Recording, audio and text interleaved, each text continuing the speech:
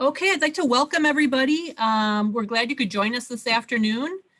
Today's topic is Wisconsin Apprenticeship with Joshua Johnson, State Director of Wisconsin Apprenticeship. I am Laura Gustafson, TDMAW Executive Director, and I will be your host today.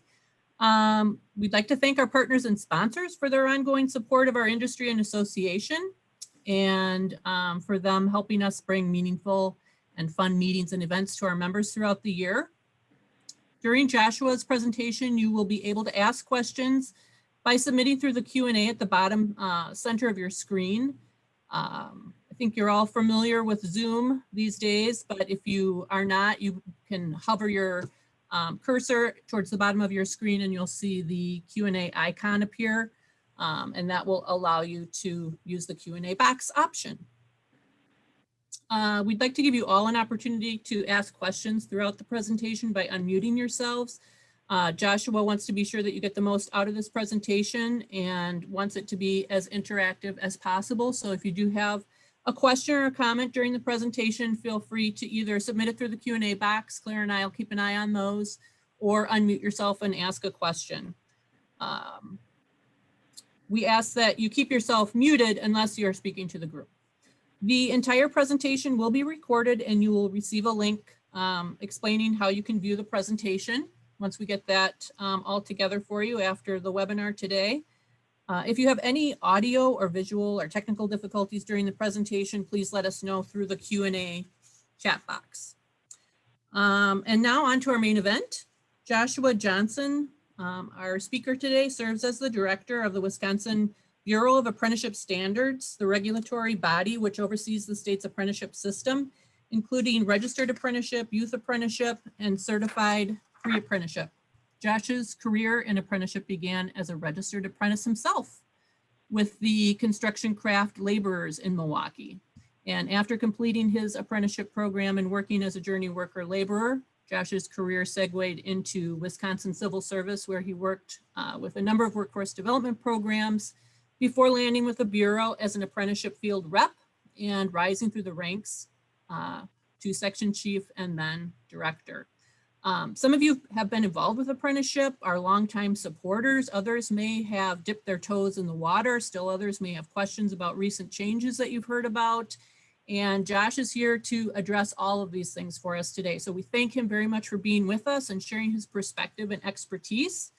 And with that, Josh, take it away. All right, thank you, Laura, and thank you to the TDMAW for hosting me today, just to have a chat, just to talk about apprenticeship, answer any questions that you may have, address some concerns that I've heard. I've heard some concerns from the field, obviously over the past year, but more importantly, really talk about what we're doing in apprenticeship to evolve and to continue to grow. It's great to see so many of the panelists on. I know so many of them, really great apprenticeship sponsors, bring a lot of value to our program. I also see some of our stakeholders from the Tech College as well as some of my staff. So I'm really hoping that we can have a great, engaging conversation today. And no question is off limits is always my thing when I talk about when I start talking about apprenticeship. As long as it's about apprenticeship, I don't want to talk about anything else, just apprenticeship. But no, a really exciting opportunity for us in Wisconsin apprenticeship to be able to come out and talk and just have that conversation. So without further ado, I am Joshua Johnson, the State Director for Wisconsin Apprenticeship. I have been in this role for just over 1 year and 1 week. I celebrated my 1 year in this role last week. Many of you knew my predecessor very, very well, the Honorable legendary Karen Morgan, who was in this role for almost 30 years. As many of you also may know, I was Karen's number 2. I was the section chief over registered apprenticeship for about 3.5 years prior to her departure, to her retirement. For those of you that know Karen, just know that Karen hates retirement. She thinks it's horrible. I, on the other hand, thought it would be like the most greatest thing in the world, because I'm like, you can do whatever you want now. And she says, when are we going to start hiring some more people? So Karen continues to think that she is my deputy director at this point, and helping me guide the Bureau at this point. She just gets to do it from her nice, comfortable recliner at home. But many things have changed over the past year as we look at apprenticeship. And one thing that I focused on when I came into this role, not only as being an apprentice, but working my way up from a field rep to the section chief to now the director, is I noticed that we had one of a very strong tradition, a foundation that was built by Karen, but also by those four directors before her. I'm the 6th director since 1911, so in the state's history of apprenticeship. So those 4 before her laid that foundation. Karen also improved that foundation. And when I took over, I looked at the foundation and I realized while we had very strong foundation, we also had a lot of opportunity to build on top of that foundation. And in fact, to expand that foundation, become very innovative, and to really focus on how we could continue to serve the employers of Wisconsin better, but then also the citizens of Wisconsin better by no longer buying into the notion that apprenticeship is the best kept secret. We're tired of being a secret. We want businesses to know about us. We want businesses to utilize us for their workforce needs. As part of that innovation, we started to look at streamlining processes. We looked at how we can make decisions faster, how we can put a little bit more responsibility. As many of the folks in the Bureau now realize, I am a master delegator. When I see stuff that needs to get done, I tap into those folks who have the talent to get it done. But we started to look at what we could do better and how we could be better. And I'm pleased to say over the past year, we've made huge strides in moving Wisconsin apprenticeship forward. One way you'll hear me use Wisconsin apprenticeship, that is our rebrand. We are known still internally as the Bureau of Apprenticeship Standards, but we rebranded to Wisconsin Apprenticeship because Wisconsin Apprenticeship embodies certified pre-apprenticeship, youth apprenticeship, as well as registered apprenticeship. So as the state director over Wisconsin Apprenticeship, I'm over all 3 of those programs. And one thing that we've looked at is how do we make those programs work together? And more importantly, why should they work together? When we think about registered apprenticeship, we think that's the end-all be-all. But what we forget about is there's something somewhere that someone starts on that apprenticeship path. Many times it's in youth apprenticeship, and more recently, in the past 4 or 5 years, it's been in certified pre-apprenticeship. So with all of them working together and working for the benefit of each other, we rebranded Wisconsin Apprenticeship to look at it from that perspective so that we no longer operate in a silo inside of ourselves. The benefit to you as the employers or as industry is that you'll continue to get a streamlined process from us. You'll continue to get, we will address those issues that seem to stall progress. You will also see a lot more flexibility in the ability for us to grow programs. Many of you in manufacturing have brought programs to the state committee level. And for those that are apprentice sponsors, for those that aren't, the state committees are the governing body that set the minimum standards in a specific industry. For instance, industrial metrologist was brought forward, and that was, and I see individuals that were part of that conversation in the beginning, and it was brought forward with the idea that we don't want to take 3-4 years to get this up. We want it up as fast as possible. And that was actually my introduction into what we needed to be better at for streamlining our processes. It took us right around a year, so it was either a little over a year or a little under, it was right at a year that we got that program stood up. We are now actively recruiting sponsors to get involved with the program. We're looking for related instruction. We had a tech college on board, but then they decided that they were not interested in doing the related instruction, so we'll be looking for related instruction for industrial metrologists. Then we'll be looking to get sponsors on board to find those employers who are interested in utilizing the program and then ultimately getting apprentices registered. So that was an example of an opportunity for us to really change how we do business within Wisconsin Apprenticeship.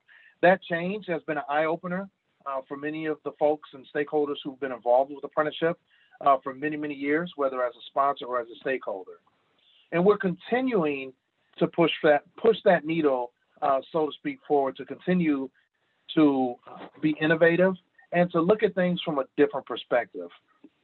When we talk about Wisconsin apprenticeship, we really want to look at the idea of youth apprenticeship. What is youth apprenticeship? What is certified pre-apprenticeship? Who knows about certified pre-apprenticeship? Because many people know about registered apprenticeship, but they don't know about two of those feeder programs that lead into registered apprenticeship. So I'll spend a little bit of time talking about that today. I have a few slides that I'll share, and I'll talk a little bit about what we're doing in those two areas, those two program areas as well. I want to talk about the challenges we faced this year with COVID. And we looked at our numbers, and I guess for those of you on the outside looking in, you may think, we had a really horrible year for apprenticeship. And sometimes that's just a reflection of, your individual business where you may have had to lay individuals off. You might not have been able to put apprentices on like you normally would. You see a reduction in the workforce, just all around the board of industry. And I'm happy to say that within apprenticeship, we were only down a little, it was right around 2,000 apprentices from where we normally are at the year before, which was a record year. So for us in Wisconsin apprenticeship, we really looked at what is the reason behind that. And then we start to have those conversations, not only locally, but nationally. And we started to realize that last year, 250,000 new apprentices were put on nationwide. This year, during COVID-19, 200,000. So we're down 50,000 nationwide. So what we're realizing is that apprenticeship is still very strong, not only for the essential workers that are involved in construction and some areas of manufacturing and healthcare, but it's a very strong training program that many employers do not want to give up on because they realize that we will be out of this pandemic at some point. I always think back to the stories that Karen shared with me during the recession back in 08, 09, in that area where many businesses said, we do not want to train apprentices anymore. And many of those same businesses came back to us in the past 2 to 3 years and said, help me with my workforce. I don't have skilled workers. I'm losing everybody. They're retiring. And a lot of it is because they stopped training apprentices during that time when money was tight and, where we didn't know what the economy was going to look like. So I'm happy to report to you all that that is not the case now. We have many employers who are fully on board. There were some employers who had to reduce their workforce a little just to get through the pandemic, and they're looking forward to rebound. We also have workforce, some of our stakeholders who are starting to ask us questions of where can we find qualified candidates? And I'll talk a little bit about that today with certified pre-apprenticeship as well as with youth apprenticeship. But they're saying we want to target those industries that closed down for good or business, they went out of business. Where do we find those individuals to get them into our doors? So one of the things we're going to look at in 2021 is how do we focus on that? Where do we find those individuals? They may be a part of the dislocated workers program that's within DWD. They may be underemployed. They might be working at a place and they're just looking for an opportunity. So how do we access them?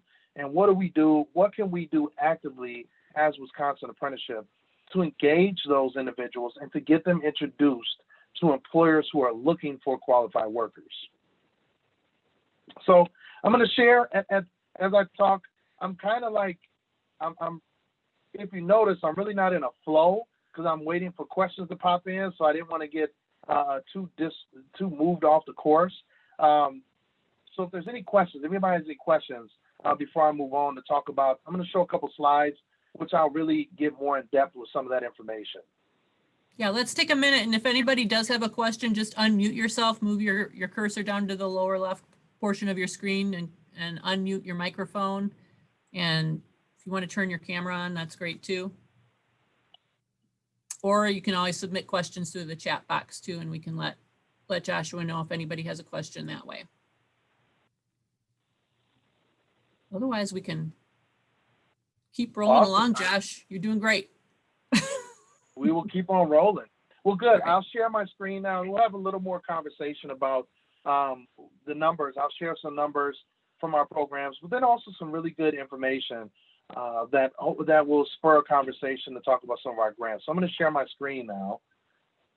Let's see. Uh-oh. I didn't do it fast enough. Here we go. All right. Now, there we go. Is my screen being shared? Can you see my PowerPoint, Laura? Yes. Yep. You're looking good. Fantastic. So the first thing I want to talk about is youth apprenticeship.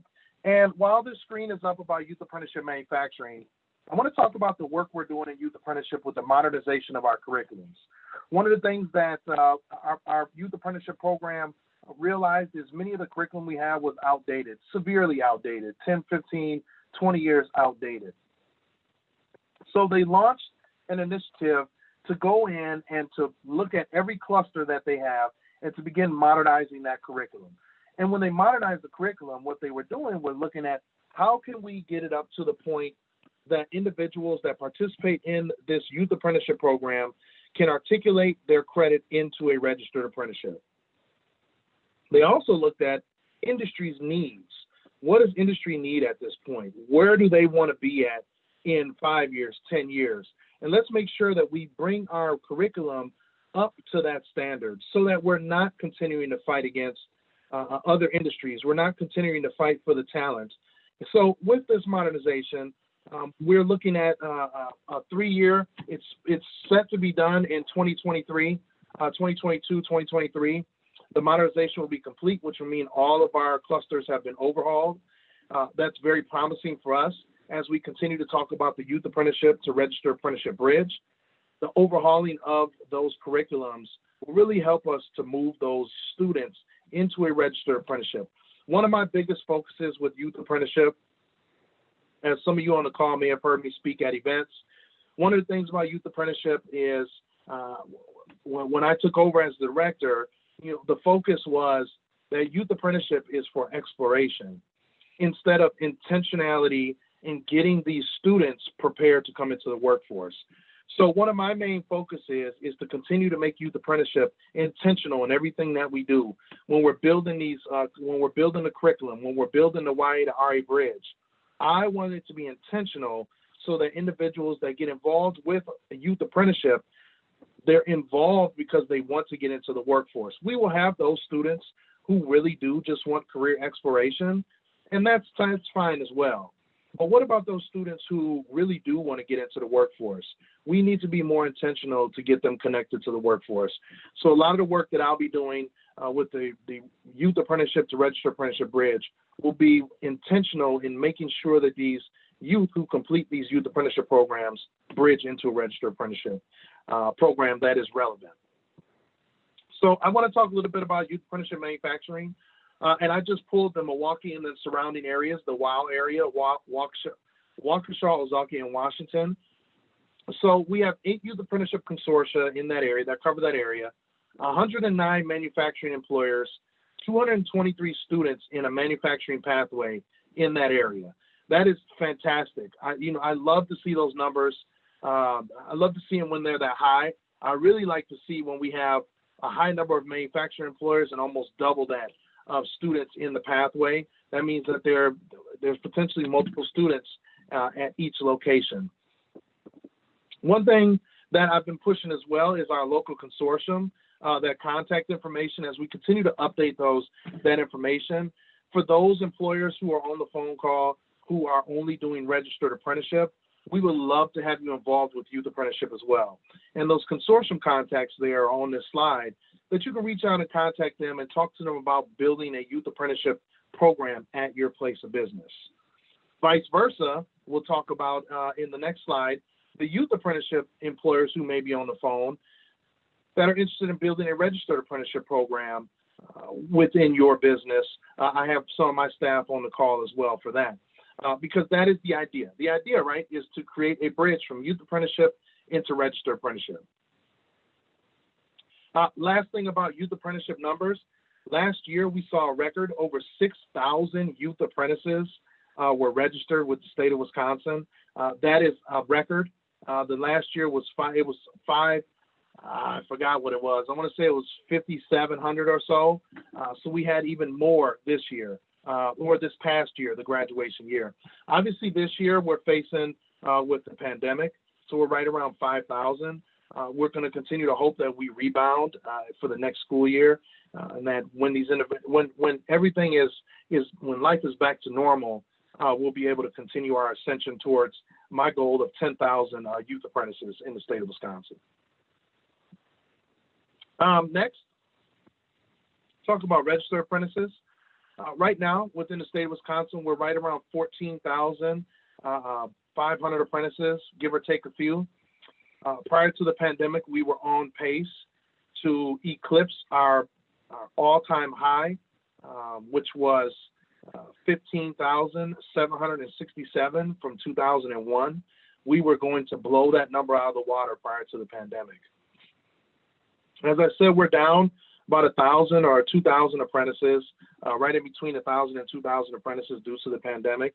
We're hoping that as everything gets back to normal next year, that we will continue to build and work towards my goal of 20,000 registered apprentices in the state of Wisconsin. What I wanted to show you here is the registered apprentice total for the same Milwaukee and WOW area in the machine tool occupations. You'll see we have 217 total registered apprentices in that 4-county area. And you'll see there, obviously, tool and die maker is the heaviest of them at 138. We did list industrial metrologists on here, even though there's 0, just so we know that that is a part of the occupation, that is part of that committee. We're always looking to grow. Yes. Josh, are you still looking for sponsors for the industrial metrologist apprenticeship? Yes. You're Yes. putting feelers out for that, right? Just so everybody on the call knows that if you have any interest in that, we're looking for folks to sponsor. Yes, we are actively looking for sponsors for the industrial metrologist as we continue to identify a tech college who's going to offer the related instruction. It helps to know that we are going to have employers on board that they want to put apprentices on. So as you can see, that those registered apprentices in the area, that 217, we would love to continue to grow that number as much as we possibly can. And when we look at the sponsors, for that same geographical area, right now we have 104 total sponsors, and with 60 of them obviously being tool and die maker, and then 31 in the machinist, which comes in second place there. We're always actively looking to grow apprenticeship sponsors. That is one of my, I have a couple of my field staff on the call here, and that is their number one job, is to identify those sponsors who want to become registered apprenticeship sponsors, and to get out there and meet with them and have a discussion about your workforce needs. One of the things that we also address with our sponsors, so for those of you who are on the call who may not be sponsors, I know that there has been talk before about how hard it is to become a sponsor. We talk about the cumbersome paperwork. I've heard that conversation. Also heard, utilizing the apprenticeship program. I'm a really small shop. I can't put on, 20 apprentices. I've heard the gamut of really good barriers, reasons and barriers why employers are unable to build apprenticeship programs. And I'm here today to let you know that under my leadership as the state director, we're doing everything we possibly can to eliminate those barriers. We want to encourage employers to join us in the Wisconsin apprenticeship family and join us in utilizing Wisconsin apprenticeship as a primary workforce tool to continue to build your workforce for whatever needs, whether it's for succession planning, whether it's to replace your skilled workforce who is retiring, whether it's for diversity and inclusivity. Whatever reason it is, we want to invite you to be a part of that conversation, and more importantly, to become part of our family as we continue to grow apprenticeship. Now, another tool that we're utilizing within Wisconsin Apprenticeship is our Certified Pre-Apprenticeship program. Now, many times people think that Certified Pre-Apprenticeship has just been built for construction, but actually we have Certified Pre-Apprenticeship programs in almost every sector. And Certified Pre-Apprenticeship gives an individual the ability to walk in the door of that organization, whether it's a community-based organization, whether it's a business that is running the Certified Pre-Apprenticeship program, gives that person the opportunity to walk in with no experience and get the base amount of experience during that pre-apprenticeship program. Programs vary in length.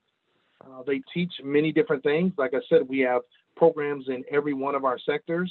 But more importantly, these programs have a robust pipeline of qualified workers that can walk in your door, and whether they can become apprentices right away or get in your door to have that experience, that entry-level experience, until an apprenticeship position is posted. Now, for many employers, they don't know how to access these certified pre-apprenticeship programs. And that is one of my goals in 2021, is to continue to expose how you can access these programs to fill your workforce needs. This is a snapshot of our website, where it's under the tab Pre-Apprenticeship. Then you can go to view approved pre-apprenticeship programs. As I move on to my next slide, these are actually the certified pre-apprenticeship programs in the Milwaukee area, so Milwaukee, Wow area, also then up to Fox Valley and then Sheboygan, that have manufacturing. These are manufacturing certified pre-apprenticeship programs. Each and every one of your companies can identify and build a relationship with these certified pre-apprenticeship programs to help fill your pipeline with individuals that complete their program. I will also have in one of my grants, Wisconsin has received 2 grants, and this is a perfect opportunity to talk about those grants. We received 2 grants for apprenticeship expansion. One we received in July of 2019. It's called the Apprenticeship State Expansion Grant. It's for $2.8 million. In that, we are building additional occupations out in apprenticeship, but we're also providing on-the-job learning reimbursement, related instruction reimbursement. And in that also, we have the navigators, the apprenticeship navigators. Those apprenticeship navigators are unlike the ATRs, the apprenticeship training representatives. The navigators' number one goal is to help individuals help individuals to navigate the apprenticeship community. Many times we had, as a field rep and then as the section chief, we would get phone calls from parents or interested parties who say, hey, I want to become an apprentice. What do I need to do? And it was so unfulfilling for us to have a conversation and say, well, you need to find an employer. And then if their employer does apprenticeship, talk to them about the apprenticeship program. If they don't do apprenticeship, ask them if they'd be interested in doing an apprenticeship program. For me as a field rep, that really took the wind out of my sails for helping people, but also for helping my employers. Now with the apprenticeship navigators, if an individual comes to us and says, I'm interested in becoming an apprentice, the navigator works with them, identifies what they're interested in, identifies their level of skill, and either A, refers them to a certified pre-apprenticeship program, B, shows them companies on our website that do apprenticeship and helps them reach out, or C, they work hand in hand with the apprenticeship training representative, because the ATR may know of employers in their jurisdiction that are looking for employees. As part of that grant, that Apprenticeship State Expansion Grant, I have monies in there for employers who hire certified pre-apprenticeship completers, up to $1,000 reimbursement for the extraordinary cost of training an apprentice for on-the-job learning. So that request for approval will be coming out in January, and it will last until the end of the grant period in 2022, where companies who hire those individuals from certified pre-apprenticeship programs that have completed qualify for up to $1,000 reimbursement from DWD and from our grant program. We also have another grant, which is called the SAE 2020 grant, State Apprenticeship Expansion Grant 2020, where we received the highest amount of money ever within Wisconsin Apprenticeship, We received $9 million for the grant. The grant lasts for 3 years. The biggest part of that grant is to continue to modernize our systems, continue to build our infrastructure out, but most importantly, to build Wisconsin apprenticeship into the primary workforce tool in the state of Wisconsin. So we have our work cut out for us, getting involved in many different areas that we've never been involved in before. And that doesn't mean industry, that means with our partner agencies and getting involved with WIOA, dislocated workers, with job service, the Department of Corrections, also getting involved with the foster youth. And I mean, the list goes on of entities and partner agencies that we need to get involved with to make that a reality for us. We also have certified pre-apprenticeship within the Department of Corrections right now. So that is another area where when the individuals are released, they get connected to that navigator who can then help navigate them into an apprenticeship opportunity that they're interested in. But the SAE 2020 grant, very exciting. As we said, $9 million. So right now we're operating with about $12 million in grant money to help us grow apprenticeship, expand apprenticeship outside of our traditional powerhouses of manufacturing and construction, continue to give more offerings in apprenticeship. But also we have some of that money earmarked to help improve our powerhouses. What can we do to continue to help you grow as well? All right, Joshua, I got a question here from the group. Great to hear about the grant money and the assistance that's out there for the programs. Someone is saying that COVID changed how businesses could connect with youth apprenticeship programs, and until the educational community establishes consistency, what do you recommend that we do? What does the Bureau of Apprenticeship Standards do to connect with Excello, I think is how you say it, and Inspire? And how do we get a list of high schools that embrace youth apprenticeship programs? Do youth apprenticeship students count against the minimum for affirmative action reporting? There's a lot in that. That's several questions in one there. So holy cow, that's a whole lot of questions. Yeah. So COVID right, change. So I'm gonna. I will. Are those in the chat? Yes, I can go one at a time if you want. No, what I'll do is, so this was my wrap-up slide right here. This is our information. I'm going to talk about it, then I'll close this out, and then I can see the chat, and then I can tick them off one by one if that's okay. Perfect. So our contact information here, our website, we are in the process of updating our website. It is not very fan-friendly. We've heard that from many people across the state, not only customers, but also our partners. But that is where we are now. We have our contact information. So for you as a business, if you're interested, you don't have registered apprenticeship, there's a contact page where you can look what county you're in. It tells you the apprenticeship training representative that you should be reaching out to. If you are a registered apprenticeship employer and you don't have youth apprenticeship, you can touch base with that same apprenticeship training representative in your area, or you can reach out to the consortia in your area to identify how you can build a youth apprenticeship program there at your place of business. One thing before I move on, you'll notice last year we went through the kind of one of the first steps of our rebranding, which was to change our logo to make it more abstract, as the young folks told me. So you'll see now we have a youth apprenticeship logo, and then we also have the Wisconsin apprenticeship logo. We're still working on a registered apprenticeship logo as well as a certified pre-apprenticeship.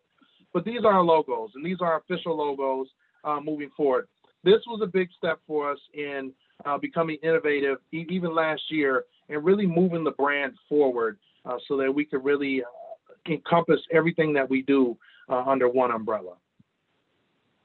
So I'll stop sharing, and I will tick those answers off there. So the first one, the first question I believe you asked was, with COVID, it really has taken an effect in the business's ability to connect to the schools or to connect to the population of the students, correct?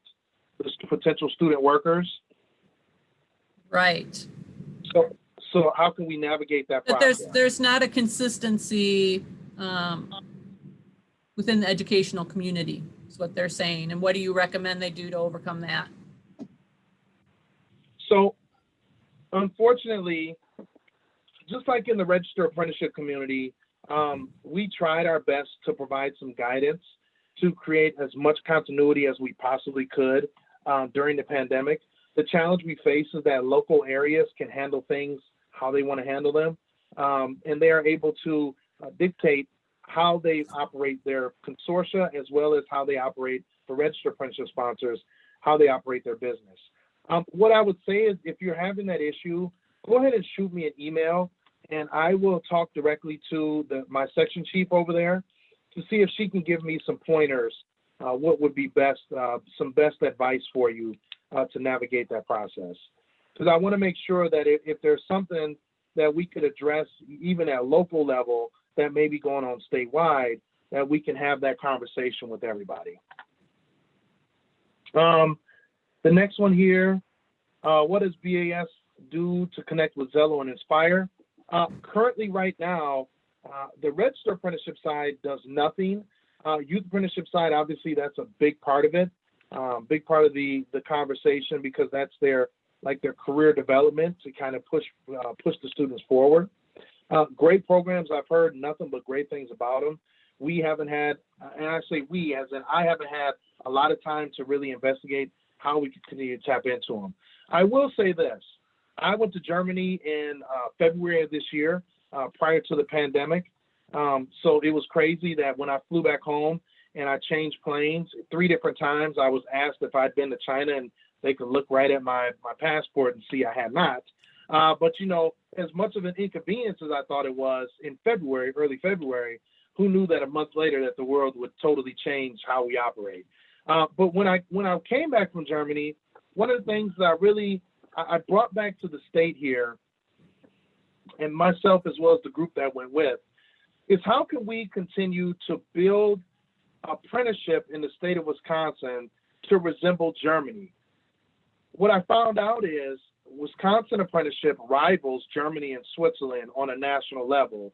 And we're right up there as one of the best here, obviously, in the United States of America. What I found out about how German apprenticeship operates, 4th grade, they track the students. So in 4th grade, they talk to the parent, and so the teacher and parent and student meet. They decide in 4th grade, you know what, Johnny's going to be this, or Susie's going to do this. We're going to put them on a track, and from 4th grade on, they're on that track, whether it's apprenticeship or education, which would be college, and university, as they call it. So they put them on the tracks, and those individuals stay on those tracks, and they rarely come off of those tracks. What I want to do here in Wisconsin is to identify how, at minimum 6th grade, 6th and 7th grade, how we can get those students who take the ACP, the Academic Career Planning, when they identify that they want to be a tool and die maker, or they're interested in that, how do I engage the industry to make sure that 6th or 7th grader gets exposed to the opportunities in the tool and die occupation? Right now, what we have is, if they want to be a lawyer, well, you're going to have to go to college for this many years. You want to be a doctor, you got to go to college for this. You want to be a police officer? But we don't have anything that really focuses on apprenticeship and really says, if you want to be an apprentice, or if you want to be in this occupation, you could go to college or you can go into apprenticeship. So I'll be working next year with DPI, really focusing how we can make that happen. How we can not necessarily make it happen. What do you need from us and my industries to make that happen? Because I can almost guarantee them, if I go to them and say, all right, let me know what your report art is, what does it look like, what occupations, and I get 10 people who want to be tool and die, I can easily reach out to TDMAW and say, hey, I have some students who are interested in tool and die. Would you be interested in giving them a tour? Or would you be interested in getting them connected to companies? That's what I don't know if they fully see that concept of how apprenticeship and how our apprenticeship stakeholders are engaged and really involved with growing their internal workforce. So I'll be working with DPI on how we can address that moving forward. But more importantly, when we talk about the trip to Germany, we looked at how they were creating robust pipelines. So part of that work with the ACP is continuing to keep those students engaged, So by the time they do turn juniors and they can become a youth apprentice, that they're highly educated and informed on what occupational area they want to go into. That's creating some intentionality. So if the person finds out at 6th grade, I want to be a machinist, they like it, they get engaged to the industry. Junior year, they find a company, they become a machinist. That's what they want to do. 2 years after that, they finish their youth apprenticeship program. They bridge over into a registered apprenticeship program with credit towards their registered apprenticeship from their youth apprenticeship. A couple years after that, they're journey workers making great money and probably driving the biggest and shiniest truck in the parking lot of the business.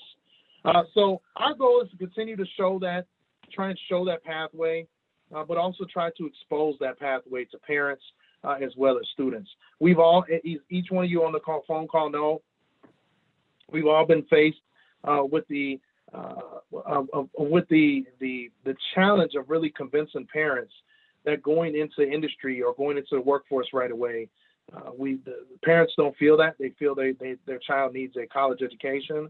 So we really want to focus on how we can identify those youth who are not interested in going to college, and we can get them connected to industry right away.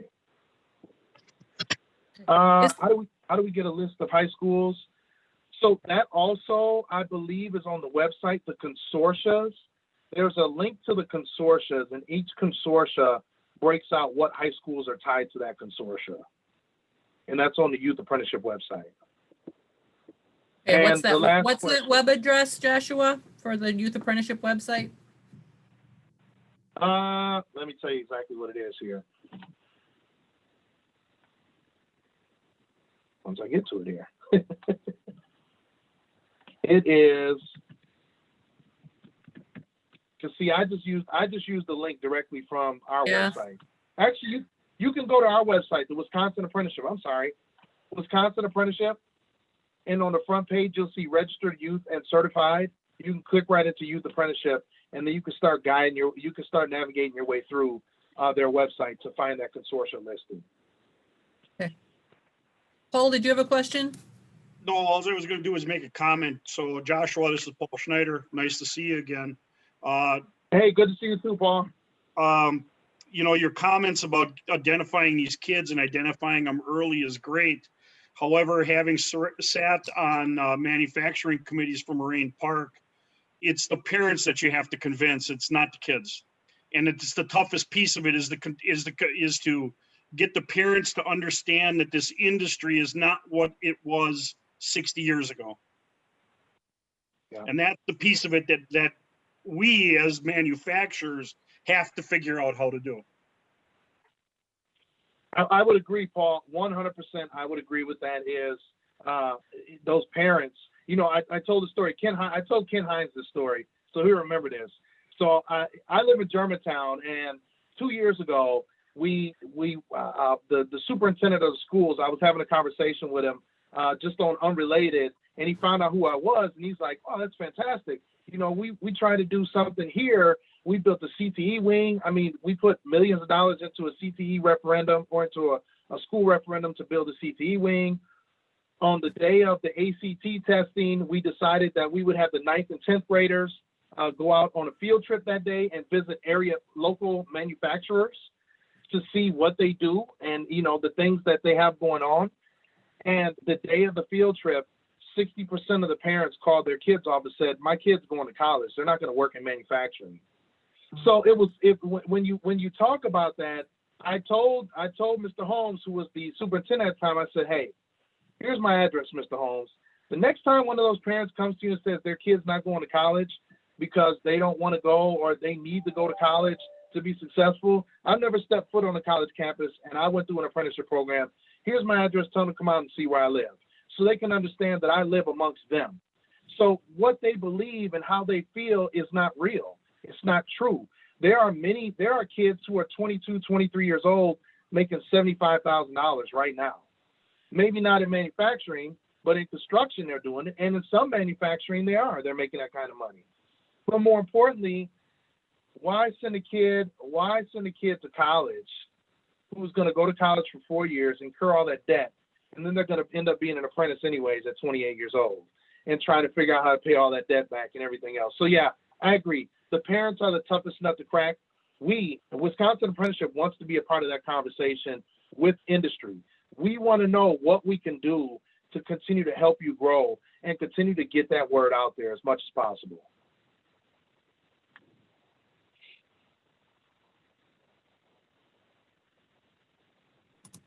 Does anybody else have any other?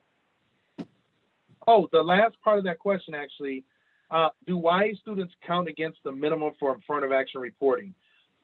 No, affirmative action, when we do affirmative action reporting, we do it for, that's just for registered apprenticeship. So that is part of the AAEO CFR 2930. So as apprentices, no. As an overall workforce, they would play a part in obviously your workforce numbers, but as apprentices, no. There was another question. How does youth apprenticeship work with private schools that want to participate? Ooh, that's a great question. That is the second time in the past 2 weeks that I've heard that question. And I don't have an answer. And here's why I don't have an answer. The school needs to be a part of a consortium. That does not preclude the school from trying to become a consortium on its own, though. So what I do is I recommend private schools to get involved and to contact the consortia that are in their area to find out about becoming a part of their consortia, their school becoming part of their consortia. Because that is a conversation I've had with a few different people about the private schools, which are, hey, we don't get a chance to participate in youth apprenticeship. Why is that? What have we done? You know, why? How come we can't participate? And it really comes down to getting engaged with those consortia, finding out what their requirements are, and moving forward with that partnership. Okay.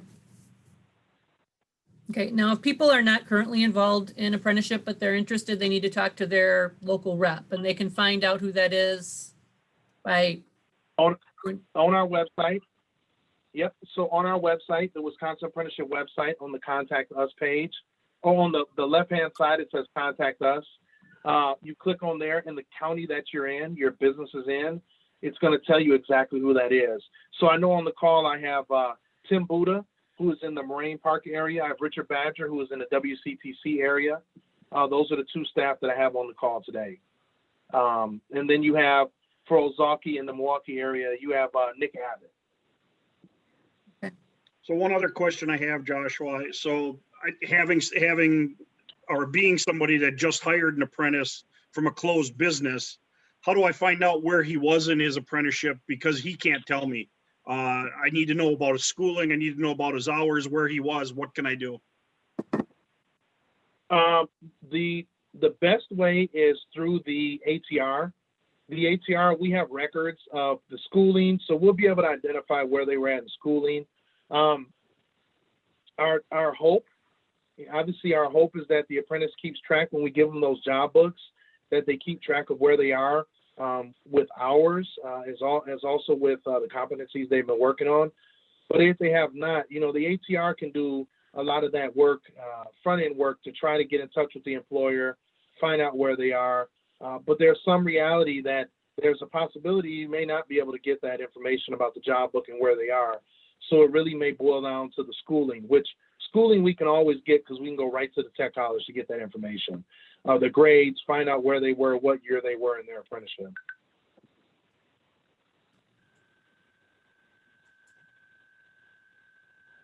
Joshua, question for you. Hey, Mike. How are you? I'm good. How about yourself? Very good. I don't understand how parents don't get technical college is a college. So why we can't get messaging out that says a technical college is a college.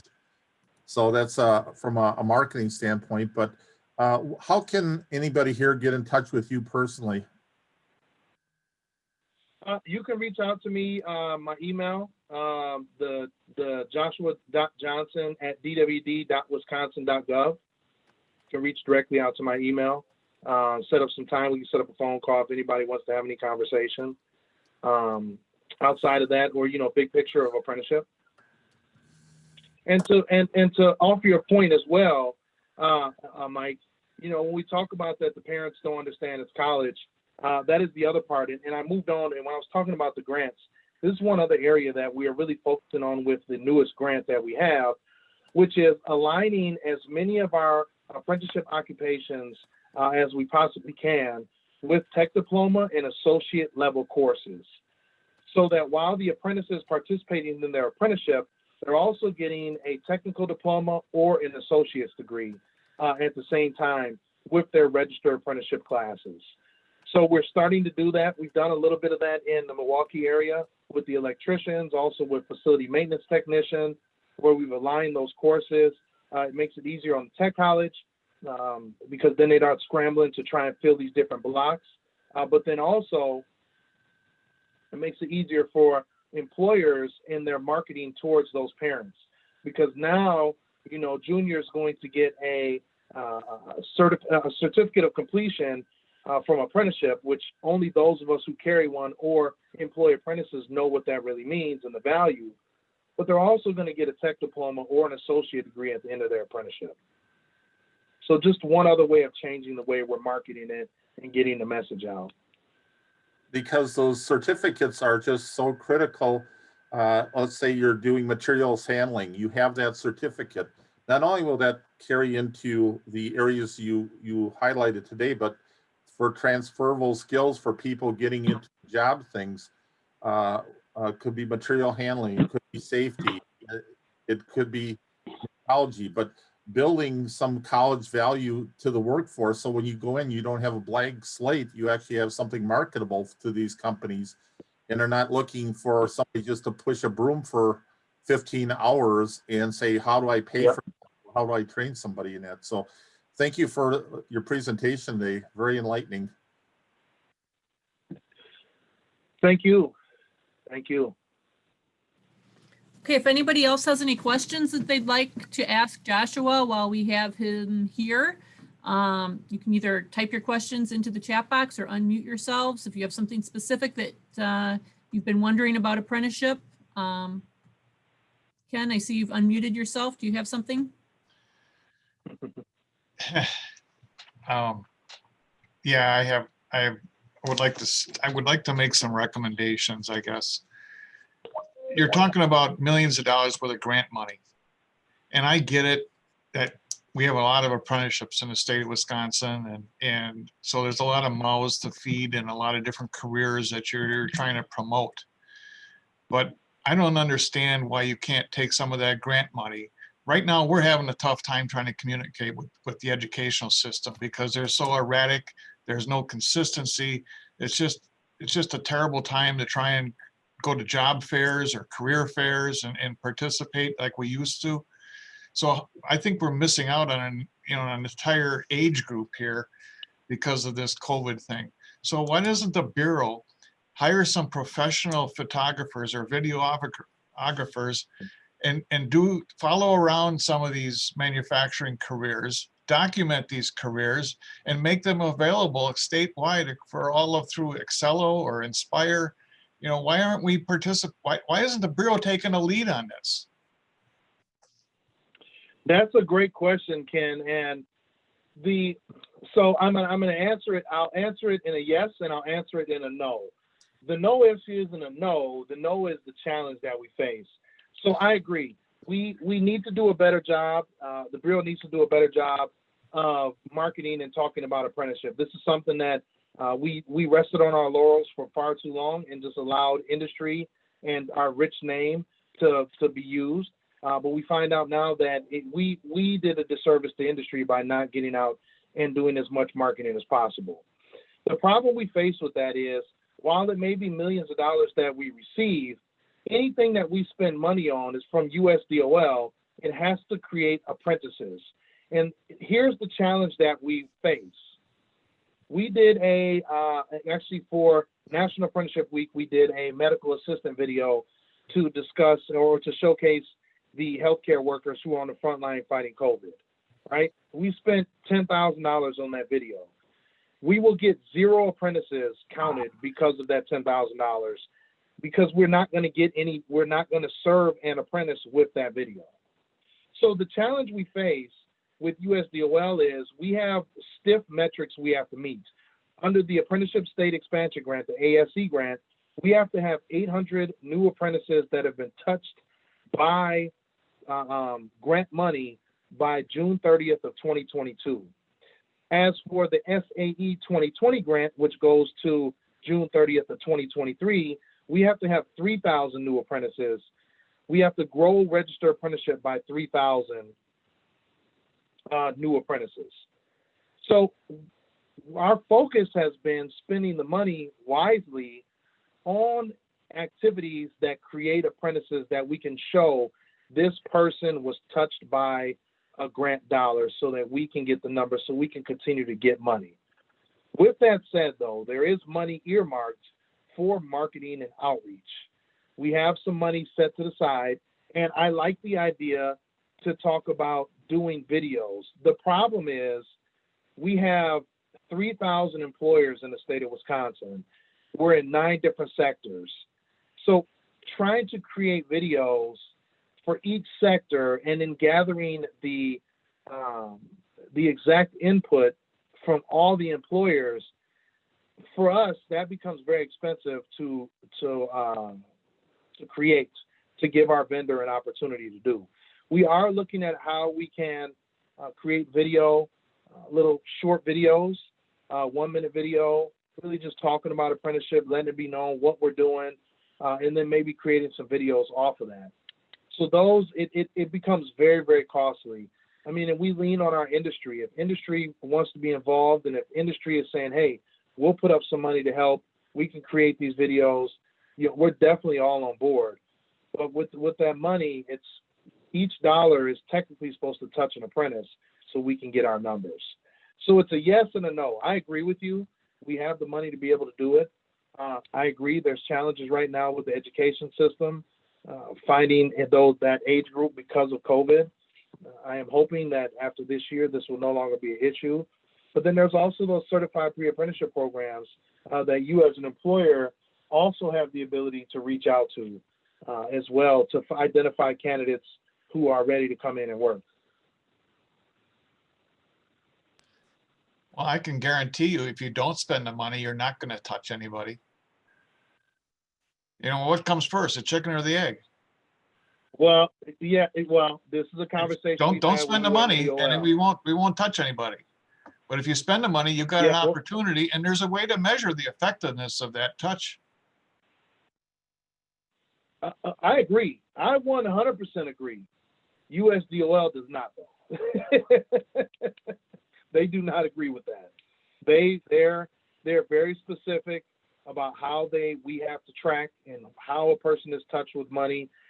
Even if a person goes through, and the only reason I'm being, you know, obviously I'm being so transparent is, you know, I really do care about industry. I really do care about our sponsors. And I want to see us continue to grow. But the challenge we face, we created new programs with money. We spent $60,000 to create a new apprenticeship program and put 30 apprentices through, and we didn't get to count one.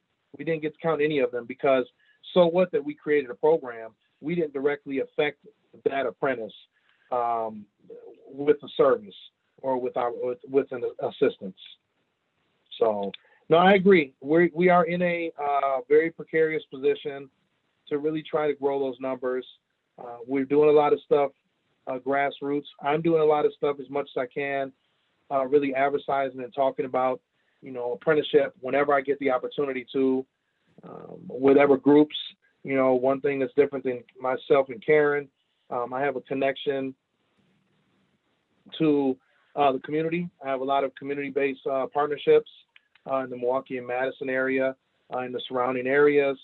So I'm just really, as much as I'm trying to, is get the word out about apprenticeship as much as possible.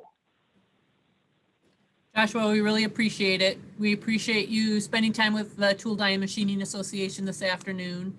Are you able to stick around if anybody has additional questions? We're right on 2 o'clock now, so we want to be respectful of everyone's time. And if people need to jump off, go ahead. But if you have a question that you didn't get a chance to ask and you want to hang on, we can do that. We will, as I said at the start, provide a recording of the webinar to everybody that participated today, and we'll also be housing that on our YouTube channel, which can be accessed through the TDMAW website. So if you want to share it with somebody,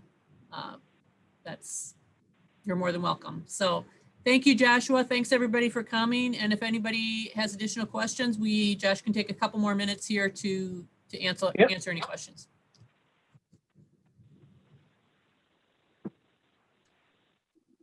Okay, it's me again. I'm out of here. I gotta go. CISA 6 does a pretty decent job of YA apprenticeship in kind of northeast of us. Is that what you mean by a consortium? Yes. So CISA 6 is a consortium, and you'll have other consortiums in the area. I don't know. I'm gonna be honest. I don't know all the names of the consortiums in the areas. I just know that we have that number of those 8 consortiums. But yeah, so CISA 6, they do youth apprenticeship. They would be a consortium. Because that seems to me like the first place to start if you're a business trying to reach out to somebody right now, is to reach out to one of those consortiums that are active in your area, such as CISA 6, and then to at least let them know that you have an opportunity, or you have opportunities for young people, because I don't know, with no career fairs and with no tours, no guest speakers, I mean, I don't know how to reach out. I mean, we're missing out on an entire, Right. you know, we're missing out on almost 2 years of education. Agreed. And that is a big, that's huge in the sense, and I hate that superlative, but it is. You're talking about, not only did you miss out last year, the kids who finished, but you're going to miss out this whole year. And it won't be till 2022 that we really recover when we look at it from that perspective.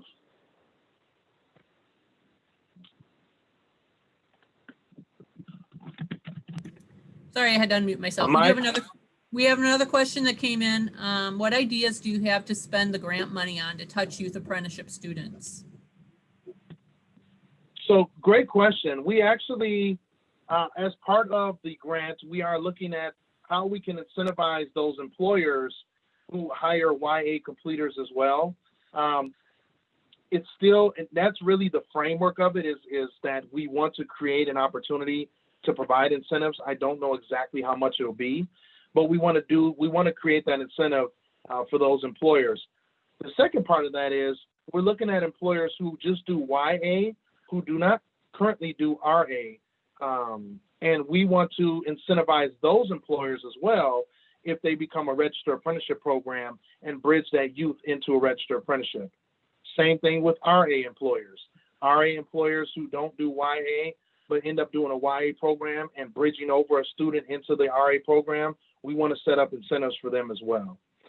It's just a way, and it really is just a way to encourage employers, encourage business and industry, really just to find a way to tap into those population of youth that Ken is talking about. That is really key.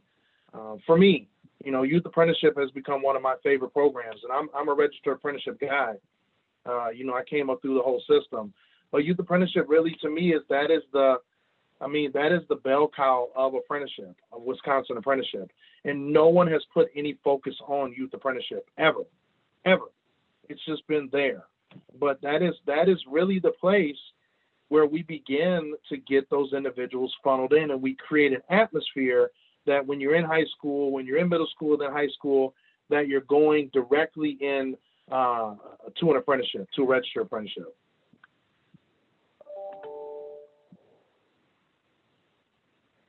Great question, though.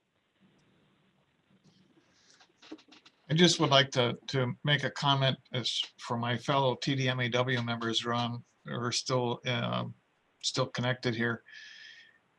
The Bureau has a way of reimbursing you for some of your expenses for registered apprenticeship. And I think it's $1,000 towards some of the books, tuition, and so on, correct? However, plus an additional Plus with grant money, we have we can put additional money on top of that. However, if you're one of the employers, like we are, that will sponsor technical education, and you send your apprentice, or you send your student to 2 years of technical college, and then the paid related instruction is waived after that, you no longer qualify for any of this. So it's a technicality that I wish that there was more leniency on from the Bureau. And we always miss out because we're willing to let the technical college instructors, let the professionals do the training rather than take people off our floor to have to do the training. And because of that, we get penalized. Yeah, and I think, so it's unfortunate to feel as if you're being penalized, but I'm going to turn this directly back to where it came from. The Apprenticeship Completion Award Program is legislated, and there are specific guidelines that we must follow as part of that legislation. So the Bureau, we respect the legislation, respect the rules, and we follow them to the letter of the law. Understanding that, yeah, you're right. If you're going in and finding individuals that have completed school, and you're going in and finding individuals who already completed school, we look at it from the standpoint that there was no money spent on the business's end to help support that student. So the business wouldn't be able to be eligible to receive reimbursement. But with the new grants, we are looking at how we can change some of that, and maybe a business could be eligible to receive a reimbursement for the extraordinary costs of the on-the-job learning for apprentices.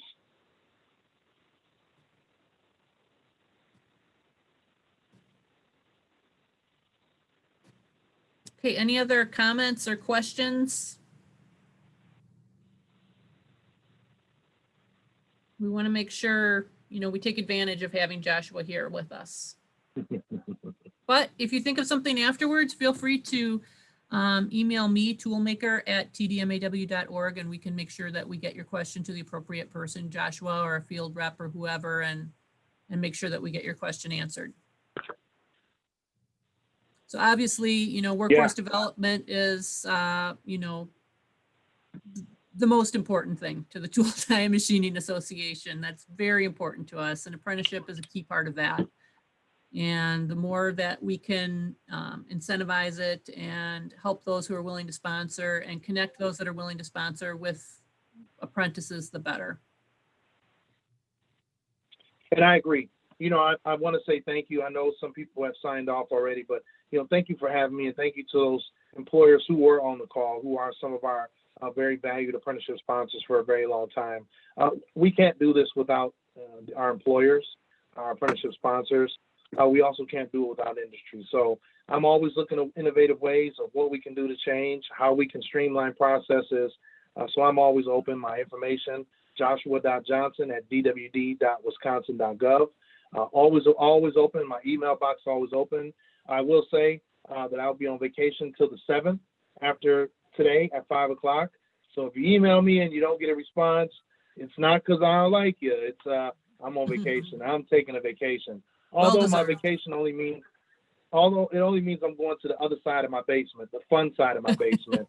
But I really want to engage and continue to stay engaged with TDMAW and to continue to see how we can grow and address some of those things that Ken and some other employers have brought up. What can we do? Is there a resolution that we can come to that is amicable for everybody?